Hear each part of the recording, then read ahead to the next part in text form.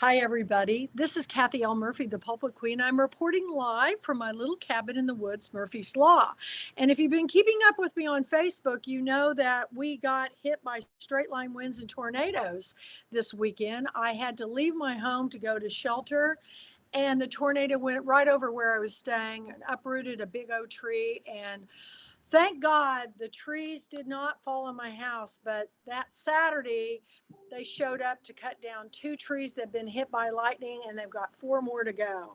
They were dropping limbs on my roof, so I have damage again on this brand new roof, but I'm alive. My cats are well.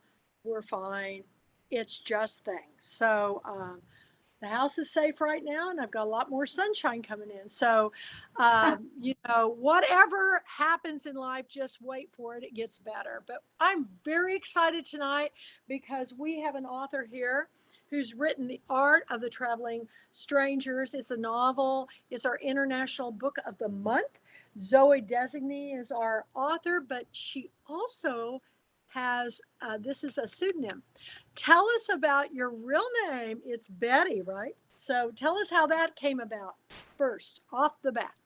Okay, so my real name is Betty Disigny, which of course is an extremely famous last name.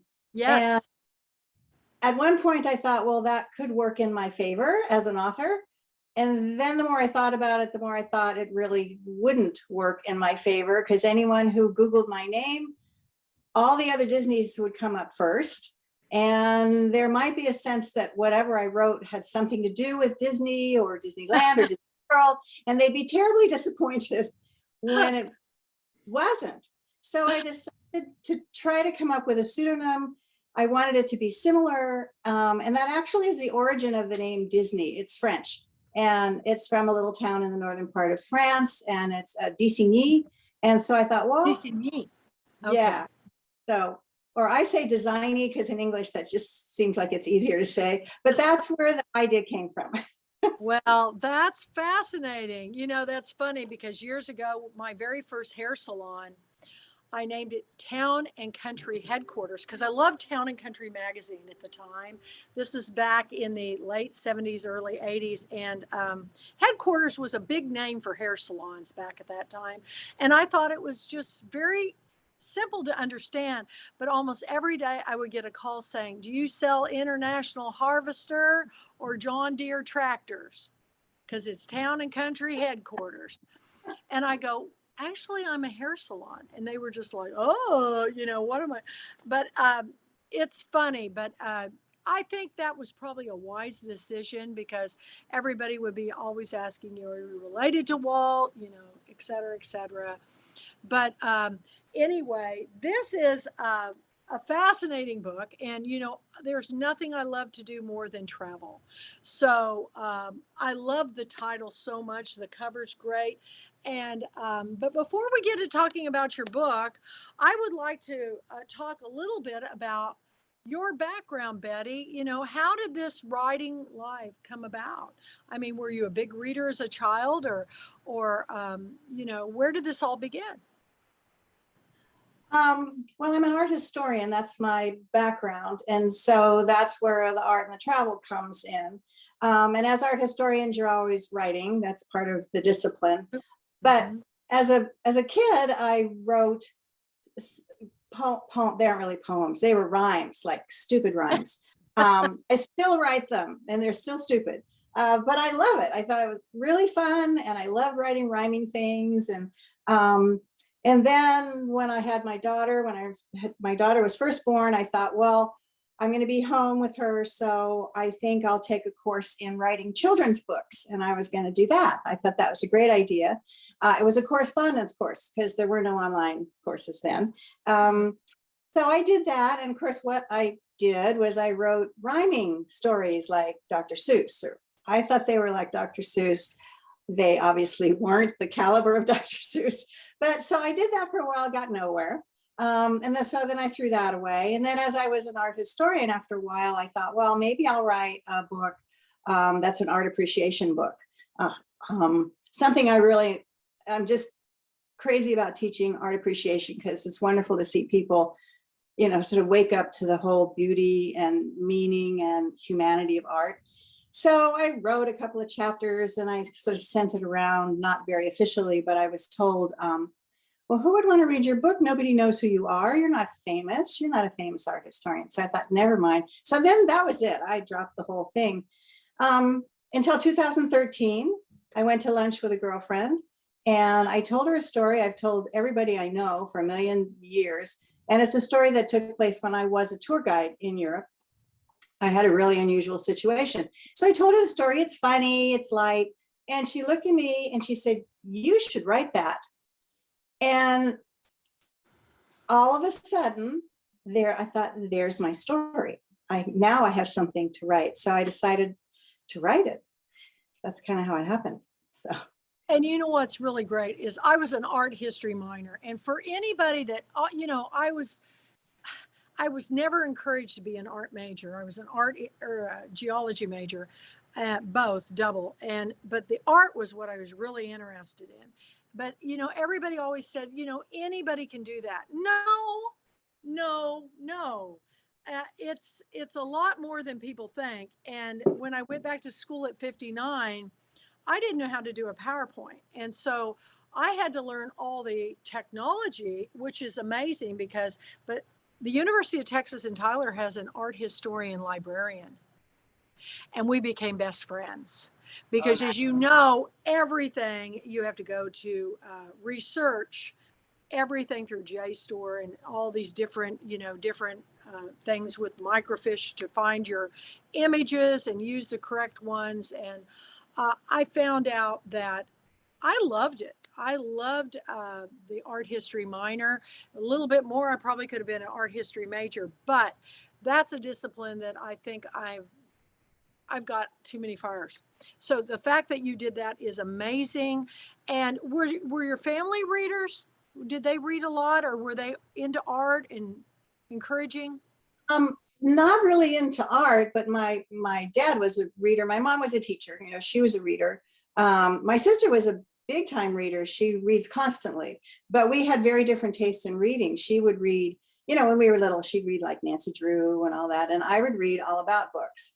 So we were like at the opposite end of the spectrum when it came to what we read when we were young. So yeah, it was a family that obviously was very into education. And I think with that comes, reading, whether it's nonfiction for, learning things in school or fiction. I hear this a lot, in the almost 23 years I've been interviewing authors. I hear a lot that the families were very encouraging about, they always read, or they were educators or something to do with, journalism or something. I found that fascinating because absolutely nobody read in my family. Nobody. In fact, when I'd say, have you read my book yet? No. It's so long. And I'm thinking, my book is the easiest read in the world. But it's interesting how this happens. And my family was not encouraging. But I feel like people that write, and let me ask you if you feel that this is true, people that write, you don't have any choice. I mean, you know that when you get a story, you've just got to tell it. And then Jamie Ford says, I've decided that all authors are mentally ill because we hear voices, because those characters all start talking to you and to each other and you dream about them. Do you have that similar experience, Betty? I certainly had that experience about this story. I can't say I did before the story, besides writing stupid rhymes. That has always been going. I want to read. I hope you post one of them this week. Oh, no. One, because I know several authors that say I write stupid poetry just for me, and I don't find it stupid at all. I find it enlightening. Go ahead. I will send you something in private and you can pick okay. I would love to read it. I really, really would. I love poetry and I love prose and I love, just free, writing. I just like to read everything because I think it tells you more about the person. It's a very personal experience. And I think that's why you don't want to share it, because it's something that is a little fearful to share because you don't want to be judged. But and authors say this all the time. It took me a long time to say I was an author. I was a writer, but not an author. And I go, if you're published, you're an author, and what it takes to write a book. How long did it take you to write this book? It took me 9 years. Yeah. See, I And, want everybody to hear this because that's very important to know. and I was writing all the time. I mean, a lot of people say that, well, of course you had a job and you had all these other things to do. Well, I was semi-retired when I started. For the rest of the time I've been retired, I would get up every morning. I would write all day long until my husband made me come down and eat. I mean, I really spent 9 years writing this book, but I was learning how to write at the same time. So I didn't know anything to begin with. And so it was a huge learning curve, which I like. And it took a lot longer than I had even imagined. So, but that's why I never give a bad review, and I only pick books that I feel have my highest mark. To Kill a Mockingbird is my favorite book, so that's my standard. So when people say, "Well, I don't know if I said, if I picked your book, I'm going to tell you, and I pick for all types of people because, we're reading around the world, so. Some people don't like mystery. Some people don't like romance. Some people don't like historical fiction. But I've got to pick a little bit of something for everybody because we all read different types of books, and both men and women authors. So but your book it really hit home for me because I found it absolutely fascinating because my best friend takes groups of Americans to Europe, and I know this woman in your book because a lot of those women go on these trips. They say they want to go to Europe and they want to see all the museums and everything, but really they just want to go shopping. So let's talk a little bit about your book and first your own experience and how you turned that into a novel. So just give the audience who hasn't read it a little, without giving away any, givens or anything, so endings or anything. Tell us about your book. Well, it takes place in the 1980s, and it's about an art historian who has been going through a series of devastating losses. Her reality is totally shattered. She's desperate to escape. So she ends up taking this job from a total stranger to be her art guide in Europe. And so these two totally mismatched women don't know anything about each other, set off on this journey through of course, the art-filled cities of Italy and then on to Paris. And in the process, their relationship changes, not only with each other, but with the artworks they see. And it basically changes their lives, the trip itself. So that's gives me chills. I think about Grace and Frankie. Oh, yeah. Seen that series, but talk about two, one's an artist and one's a country club woman, and how they come together, and they don't really get along. Their husbands do get along real well, but they become best of friends. And I think we're into 7, 8, 9 seasons now, but this would be a great movie. Everything that I read about your story, I read visually. I could see the places. I've been to both France and Italy and love to go there. I'm ready to go back. And so this is such a great premise. So how much of it was based upon fact and how much of it did you just make up? Well, when I first wrote it, I wrote that original story of what happened to me with this one particular woman. And it ended up being 20,000 words, and I thought I had a novel. I didn't know that novels had to be longer. I knew nothing about writing.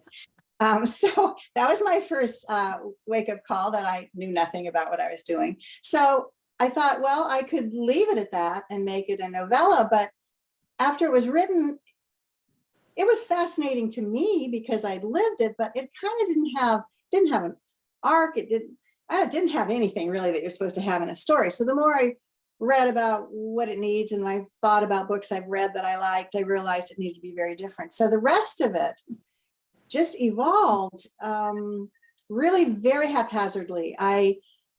Things came up and I added them in and I took them out and then I added something else in, and I don't know where half of it came from. Um, and then all of a sudden it slowly came together, which was my biggest challenge. I had no structure really to begin with, except for this little kernel of a story that I really, really wanted to tell, because it really was Did you outline it in some way, or just kind of have a beginning, middle, and end, or you just began? I began in the middle and then it went that way. So I wouldn't recommend that. I mean, I think it was a terrible way to try to write a story, but I really didn't understand what the process should be and how it should evolve. I didn't ask the right questions. I didn't ask any questions until I was, several years into it. And then I realized I should be asking, what am I trying to say? What do I want people to get out of this book? What's it all about? What's the purpose? And who's your audience? Yeah. Who's going to Well, be reading?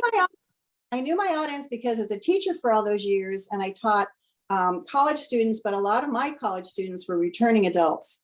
And I found that the returning women, especially the women, when they hit an art history class and they'd never had one before, they got turned on like nobody's business. I mean, it just really clicked with women. So they were my audience. It was these women. A lot of them had traveled some, and they were interested in education, and it just was a marvelous click for many of them. And that I figured was my audience.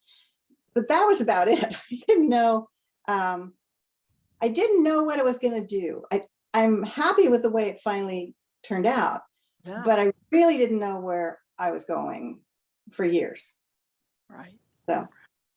Well, it's a fascinating story. Everybody, you've got to read The Art of Traveling Strangers. I felt like this book was written for me.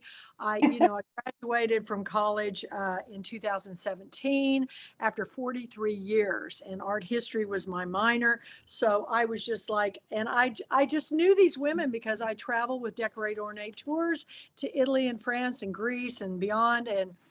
And a lot of these women reminded me so much of, Stephanie. She's really she loves the religious and all the Vatican and all the different stories of the saints and the Bible. And you can just see these people's eyes glazing over as they look at all the shops. and then she goes, well, now maybe we should go shopping, and they're like, yay, let's go. And I love it all, but I really feel like you actually nailed this. So, and the one thing now that COVID's opening back up the world that I love is that we're going to get to go again. So Betty, tell us, Betty is your real name. So Zoe is your pen name. But Betty, tell us what you just told me you've done about your future and your trip to France. Well, let me preface this because it sounds a little. I have wanted to live in France since I was 14. I took my first French class in high school. My teacher couldn't have been more than 22 years old. She had just come back from Paris. She'd been living there over the summer. And she brought such a love of the culture and the language to the class. I fell in love with her. She was this marvelous person. And I fell in love with France and the French language. And then when I graduated from high school, she took a group of us to Europe for the first time. And then I really fell in love with France. And then I decided to major in French. And then so it has been part of my passion for my whole adult life. And I've taken tours over there and I've studied over there and I've done all of these kinds of things. I just could never figure out how I could get a piece of it. I wanted a piece of it. So a total fluke happened. It actually happened the day after my book launch. Some friends of ours came up and said, we have some friends and they have had a house in the south of France for 15 years and they have to sell it. They're 85 years old and they can't go anymore. And we know that you love France and we thought you'd be interested. So he gave me this little packet of photographs and all handwritten out by this man who owns this house. Aww. And it's this tiny stone village house in the middle of nowhere in the south of France, the western southern part of France, about 2.5 hours from Barcelona, in the vineyards. And I just thought, I just had to see if we could make it work. So yeah, so we just bought the house. I'm so excited for you because, my oldest daughter has had a fascination with Paris and France her whole life. In fact, when she was 13, I took her on her first trip. And when we saw the Eiffel Tower, because I read her all the Madeline books, the Bimmelman books, and she named her little sister when she was born Madeline. And so when she saw the Eiffel Tower, tears were just running down her face. And I looked at her and I was just choked, choked because I remember my French teacher, Madame Basham, who wanted to take us all to, after 4 years of French in high school, to take us to Europe, but she got cancer and she wasn't able to take my class. And so when I took her, we were below at the Domo in Florence and in a coffee shop, and we ordered the cafe au lait. And we did a toast to my French teacher. And I said, I didn't get there, right after high school, but I'm here now with my 13-year-old daughter.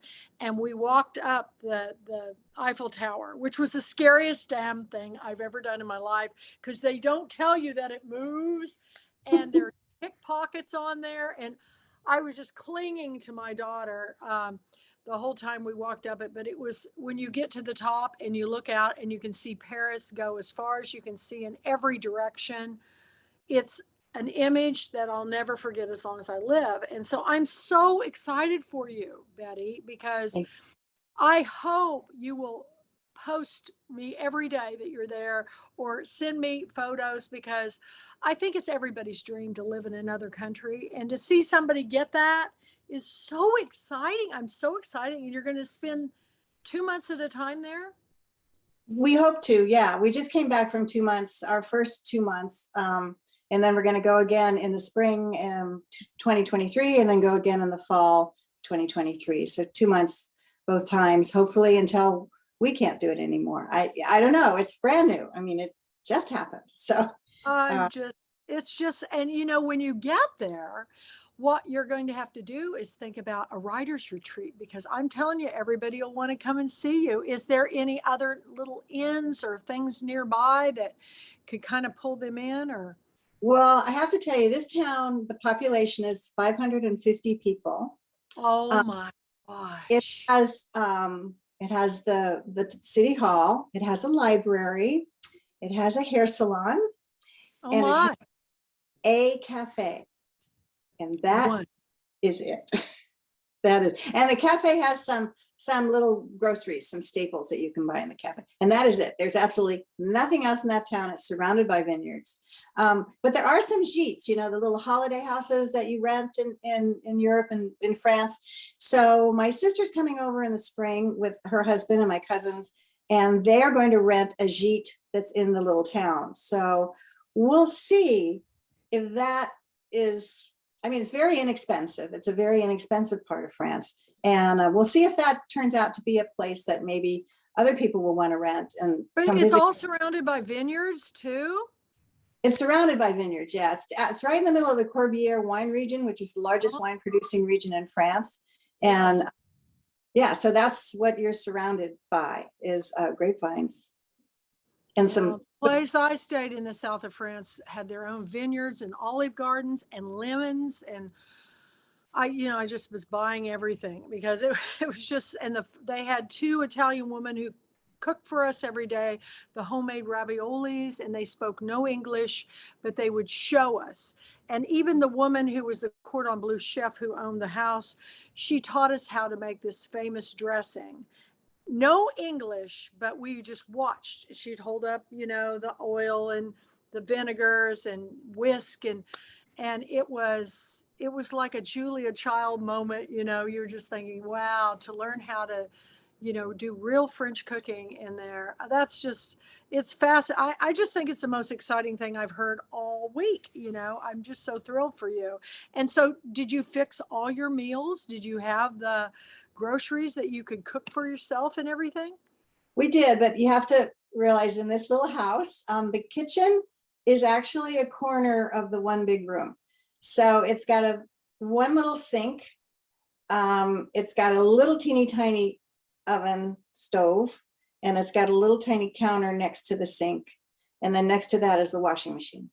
And that's the kitchen. So my husband is a cook. And I think he took it on as a personal challenge to be able to cook. How fun. In this kitchen, but he did. And we had some marvelous meals and went shopping every day like you do there instead of here. I know. Do they have a little bakery where you can get all the bread and all the patisseries and Well, everything? the cafe has bread, and they have croissants in the morning. Oh. And then you get coffee, and then at night you can get wine. So it's kind of a little bit of everything, but we're talking a real little bit of everything. So if you get there too late, there's no croissants.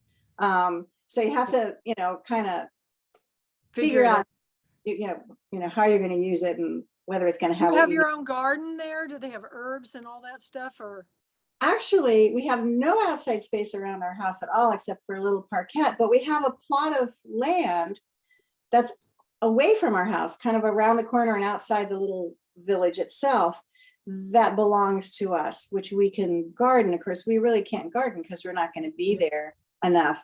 So there's a gardener who takes care of it for us. So we were trying to find out where the garden was. We couldn't figure anything out.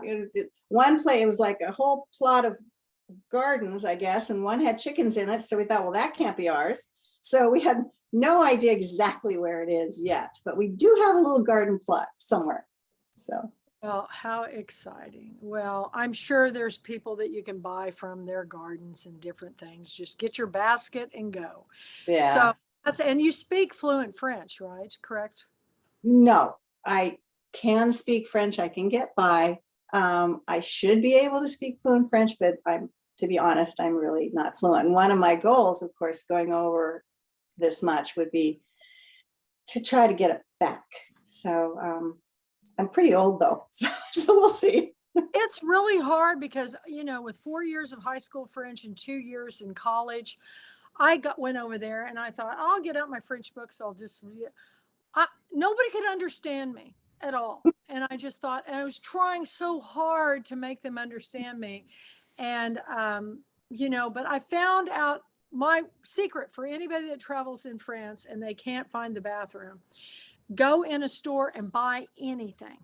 I mean, and I went into a little patisserie and I bought the fanciest cake for dinner at our place we were staying.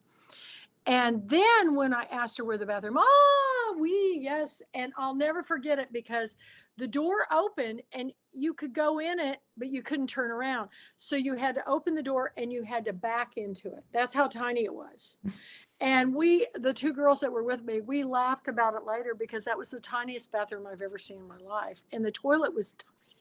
It's like a child's. And it was it's just hilarious, some of the things you experience, but I am so excited for you. And so we've got this book and everybody's got to read it. So what are we going to do next? I mean, where are we going from here? That's a good question. I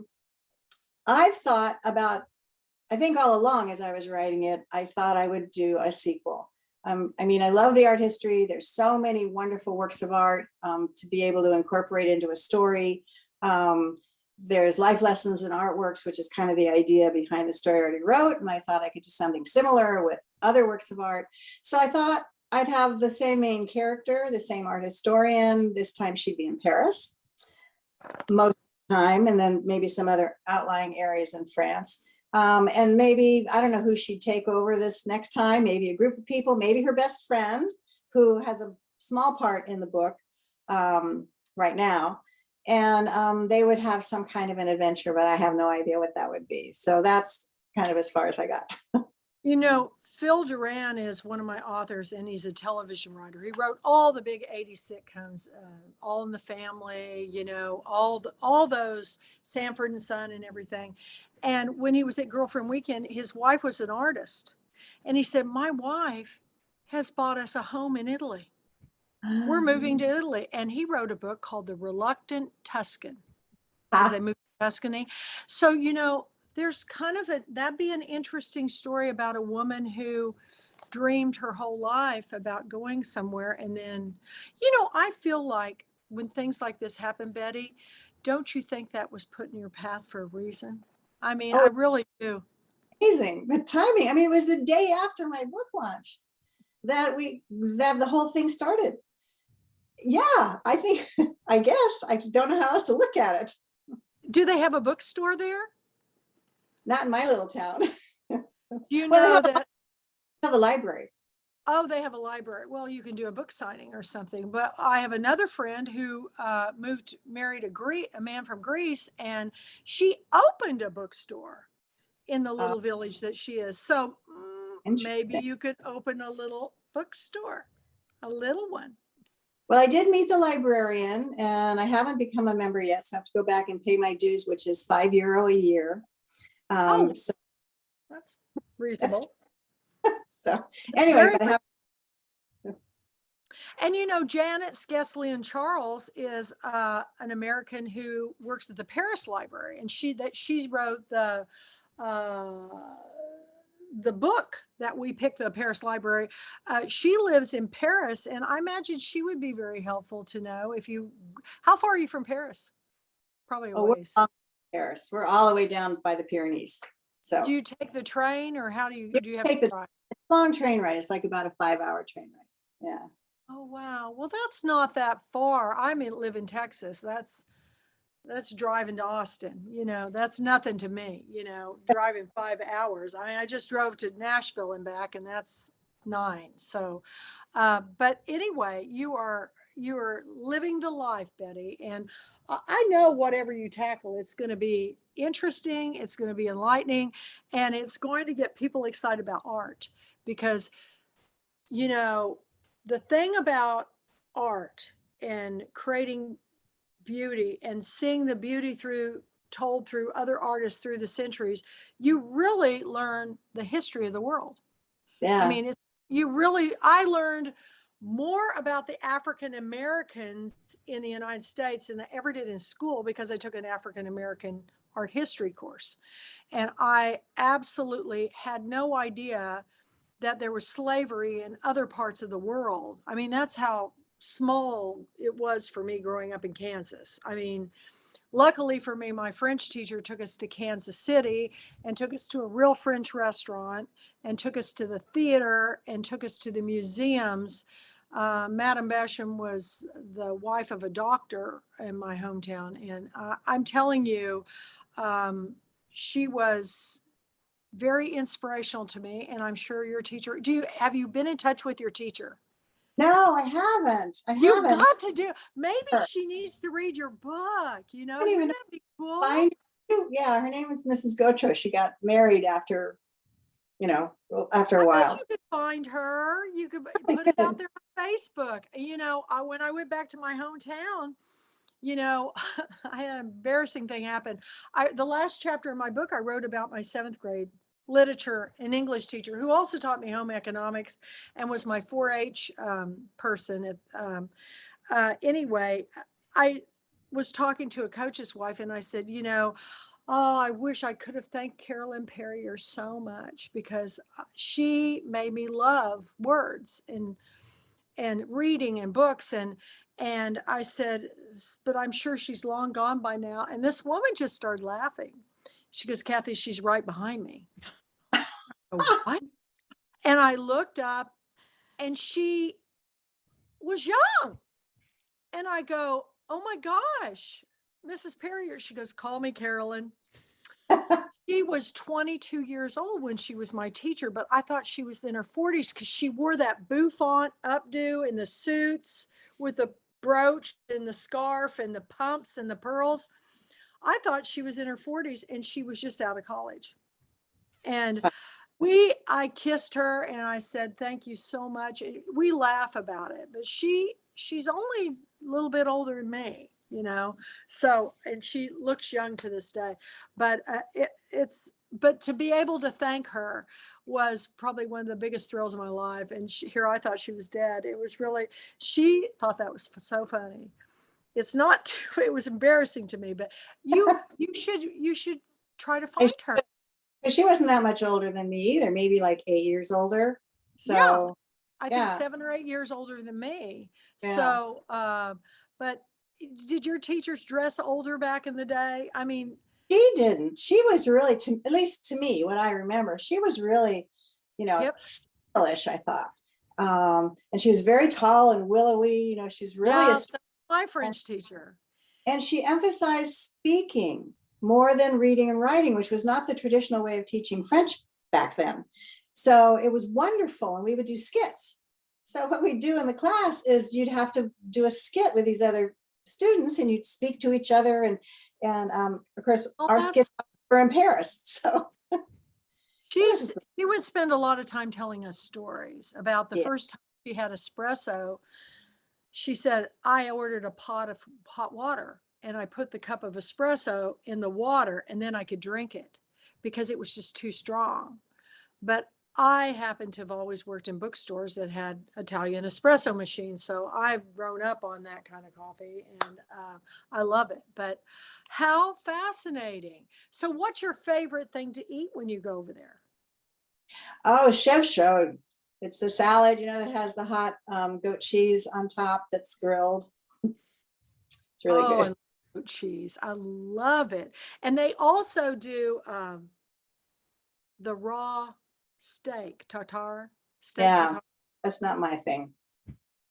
I remember we ate in a restaurant and there were four of us at the table, and my daughter, who's 13, ate all of ours. She loves it, loves Wow. it. And all I could think of is, I grew up in Kansas where everything was cooked to death. Just thought, who could eat raw steak? But they love it. And, but there's a lot of other things that I have certainly enjoyed from there and still do.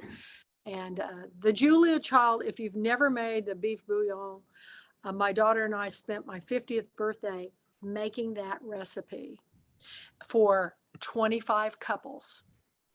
And 25. we 25 couples. We started at 6 in the morning and we finished at 6 at night. And I made everything from her cookbook. And it was absolutely the hardest I've ever worked in my life, but the most delicious meal I've ever had. It What's was, worth it turns out so well. well, there's something to be said for the way the French cook.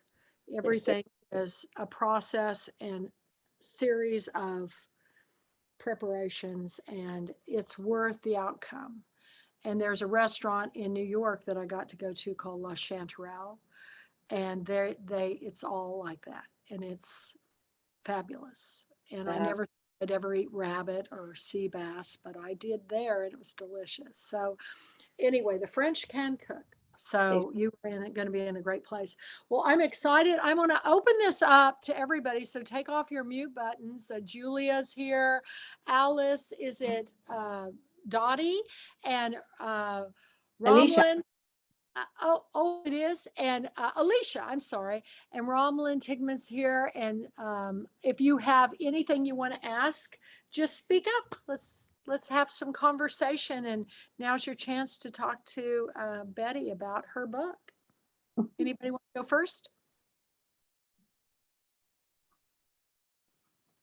Some of you still have on your mute button, so unmute and just speak up. Has anybody had a chance yet to read the book? It's really incredible. I've read it and love it. Oh, good. So you're Alicia. Hi, Alicia. And where do you live? Oh, look at it. Jumping all over the place. Who am I getting? You, If you've you got talk, you come on screen. That's the only way I can see you. Okay, I'm Romlin. Oh, Romlin. Okay, well, I had another flash. Romlin, your hair has changed. Okay.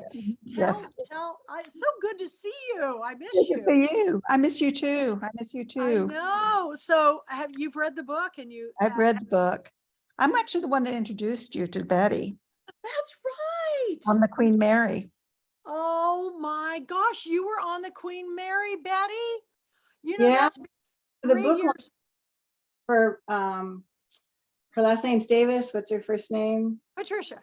That Yes. was actually just 3 years ago. And I talked to Heidi Tyscriber, who sang on the Queen Mary. I said, can you believe that was 3 years ago? She goes, no, I can't. I've forgotten that. I have pictures and everything. That was probably one of the best author adventures I've ever been on. That was really, that was a fun and book you know, launch. the Queen Mary is no longer, there's nobody on there. It's not even open anymore. Oh, Evidently there's a tax issue, income tax. We got there just in time. We got there just in time. Did you stay on board the ship? No. I'm from Long Beach. Betty's from down the street in Huntington Beach. Oh, And okay. so when I got the invitation, I said, oh, this is a great time for you to meet. And That's so cool. I'd forgotten that, but Heidi and I stayed on board the ship, and it was very Art Deco and very cool, except we had, our beds were twin and they were like back to back with a little table in between, but my head faced the wall and there were two men on the other side, and I could hear them perfectly, everything they said. And so that meant that they could hear everything that we said. So we just mouthed a lot, you know. It was, did you go to the buffet on Sunday? No. Did you girls go? no. The most incredible buffet I've ever been, an international buffet with a little orchestra, and every chef in the world there. They said it's the best buffet in California. It's to people. I've gone before, I mean, a long time ago, and it was pretty spectacular, but it was really a long time ago. So it was like a 4-hour brunch for us, because we just really took our time. It was a lot of fun. So I've forgotten that, and that was a fun night. That was really great. So, that was a really fun night. You know what, at that night, what I also remember is I sat with you and with Romelin at yeah. Upwood Queens, and there was a woman who was also there, and she came up to you and knew who you were, and she said, well, I want your autograph. And so, you know, Oh yeah, I remember now. this, and you said now there's all these other authors around the table, you probably want their autographs. And then she was going to walk away, and you said, but wait, you didn't get her autograph, she's going to be a famous artist one of these days. And you pointed to me, and I know. And autograph. that's what I do. That's what you know, I'm all about introducing all of you to new readers. So it's much more fun for me to share your stories than my own, even though, you know, my own is personal. Other people's stories are so much, I get more excited about them. I know my story. So my cat's at the door clawing to get in. So tell everybody, while I let her in, tell everybody about the meal. It was really fun. Oh, the meal on the Queen Mary. Well, Romelin already knows. So I think you, Alicia, and Ellie already know also. Yeah, it's pretty good. Yeah. Okay. I went a lot. Well, it was pretty spectacular, and we dressed up in the time frame of the clothing, and Heidi, my best friend from childhood, has costumes from the 1700s up to today of time periods. So she brought all these trunk of clothes, and she would put them on, and we go throughout the ship and take pictures, you know. And I was leaving to go back to the room, and I was walking down those hallways. They're kind of like The Shining in a way, you know. And the man was walking towards me, and he just froze, and I just kind of went like that, and he goes, "Are you a ghost?" Because I was in the costume, and I had this, you know, kind of red wig on that was 1940s, and a snoot, and this whole vintage outfit.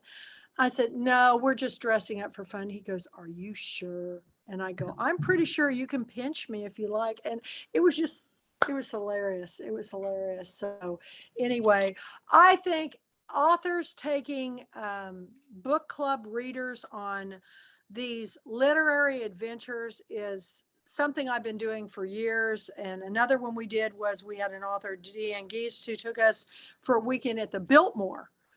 And we got to go from top to bottom of the Biltmore Hotel, because her book was set about a young servant girl and a young servant boy who fall in love. And it's kind of like it's like the Americans Downton Abbey is the Biltmore. And we also had a Victorian night, and we did play Victorian games, and we dressed up. And I've been back to the Biltmore now 3 times, two more times, because it's fascinating. So, and if you ever get a chance, people, to go on an author adventure where their book is set, go, because you'll have the time of your life. So Betty, keep that in mind when you get over there and really get settled. There's some of us that would love to come visit you. So, and what it's called, a geet? Are they Jeet. like a geet? It's like It's an like an Airbnb. Airbnb is the Yeah. way to go. Yeah, Yeah. I agree. So that's exciting. So, Romlin, anything else you wanted to say, or? No, I'm just really delighted to be here, and I've enjoyed I'm Betty. so glad you so much. reminded me. If you knew how many people I meet on a, I know, I know. it's through the years, it's always, but reminding me, you got to remember I'm 66 now. My files are getting filled. So I need these helpful reminders. But Julia, is there anything you wanted to comment on, or? Well, just congratulations on your book. It sounds wonderful, and I can't wait to read it. Thank you. Is this your debut novel? Yes. Yes. It's Well, if you are 50 or over with your debut novel, I would love to interview you on Authors Over 50, the podcast. Woohoo! How cool would that be? I'm just, barely over 50, but yeah. Oh, that's awesome. Well, girls, tell me about Alicia. Tell me about how you know the author. Oh, I'm here with Ellie, who has been Betty's That's best me. friend. That's me. Betty's best friend for many, many years. And I met Betty through Ellie. And I met you at the Pulpwood Girlfriends Weekend in 2020, the last one we had You before. were there? I was Oh my there, gosh. yeah. And With she's Betty. here. We're having our first live one this year in Amelia Island, She's Florida. going. Yeah, I yeah. I'm know, looking forward to that. Yeah, looking forward to that very much. I'm memorizing your face. I will see you there. I'm personally I may mask up, but I am personally going to hug everybody there, because I have been in this app for 2.5 years, almost, it'll be 3 by the time I get there. I can hardly wait. And we have made it, everybody who's coming, it's going to be fantastic. And it's always been fun, but this year I think was going to be really special. So I'm so glad you're coming. And you do live where? You live in Long Beach, or? In California, yeah, not too far from Romelin. Yeah, right down the street, in fact. Yeah. Oh my gosh. Well, I used to live in San Diego, guys. So I was Yeah. there for 5 years, and I've been up and down the California Pacific Coast 101 highway many a time, and explored California. I lived out there 5 years when I worked for Elizabeth Arden, and I loved it. Oh. I loved it. And I was back. The last time I was back was for Patricia's event on the Queen Mary. But before that, it was, I was there for Book Expo. And then there was something else that I was back there for. What was it? Well, I'll think of it soon. But anyway, this is great. I love it that you're bringing people in, because we need new faces, and we need people to get back on board, because the more we see each other, then we'll be prepared when we see each other in Amelia Island, Florida. So are you coming in on Friday? Yes. Yeah. Okay. We're coming in together. Now, I have to tell you something, Kathy, about Ellie, who's with Alicia. She actually is one of the characters in my book. So how I'm also an part. art Say historian. that We again. were art historians together at college, and and so, we really been close friends for a long time. Not only friends, but really we do a lot together. Yeah, and I'm a real Europhile too, not just Francophile. I'm actually Dutch from origin, and so I've been going back for 60 years all the time, and just really have lived half here, half there, pretty much. I taught semesters in Europe, part of most of my college art history career. So I just have lived in both places, and it's very hard to decide. California is also fabulous, and so is Europe. So we both love Europe, and I love France as well, and have lived in Paris many times. Oh, Yeah. I'm so envious of you all because I've always wanted to live somewhere else for a while, Yeah, well, you could do that. Well, You could- I'm planning on it. I'm just trying to figure out, how to finance it. Not working for 2.5 Oh. years, pretty tough. So Yeah. I've had a lot of things hit me. I had an ice storm that just pretty much destroyed my cabin. It took off all the roofs and busted every pipe, and insurance didn't cover it because they cover ice storms. Oh, There's never been ice storms. So it's not on the coverage. So right now I'm battling because they said, well, we don't really if dead trees fall in your house, we don't cover that. But I found out they were hit by lightning and they were live trees. So I'm hoping that will be covered. Insurance is just something you don't want to deal with. What's the insurance like in France? Well, I have it. That's all I can tell you. It wasn't very expensive. It's expensive. No, it wasn't very expensive.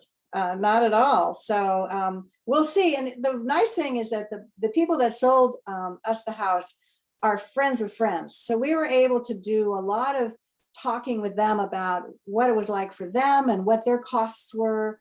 So I had a really, I hope I have a good idea of what the expenses will be. They're not high at all. It's a very inexpensive place to live.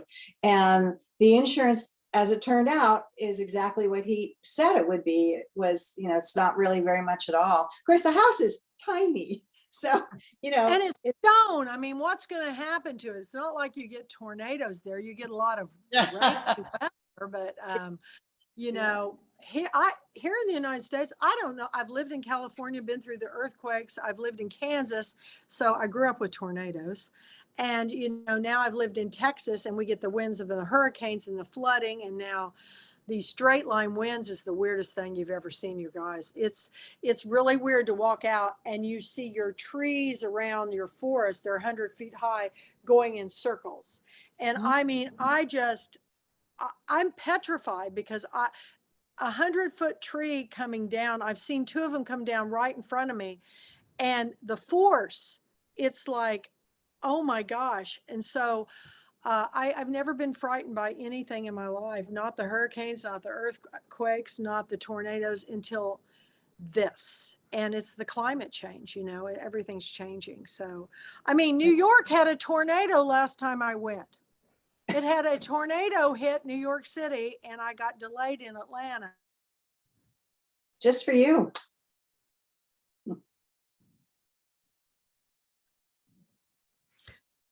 Kathy's frozen. Okay, that was just her, or it was. I've got a flash flood warning here. Do you, Betty? Oh, I don't know. We've been raining all day, though. It's been so strange. It's like, wow. They told us not. Yeah. Told me not to leave unless I was told to leave. Oh, Yeah. really? Yeah, we all got that alert today, just right around 5-ish. Amber alert kind of thing. Yeah, That kind of- yeah. Oh, I haven't. No, I didn't get that. Yeah, well, so it was Long Beach. Yeah. Oh, Yeah. We've been in a drought. We would love to have some rain. Well, we- we're in a- 24 We said that a couple of days ago too. yeah. yeah. It's like one or the other. Oh, hi, Kiki Louise. Sorry to go by. Well, do you think we should leave? Perhaps she's not even showing up in a picture anymore. Mm-mm. It sounds like it's still recording, so maybe we should leave and it'll stop the video. Okay. Okay. Congratulations. Thank you. Congratulations. Love the book. Hi, love the Roland. talk. Good to see you. Good to see you. Bye, everybody. Bye.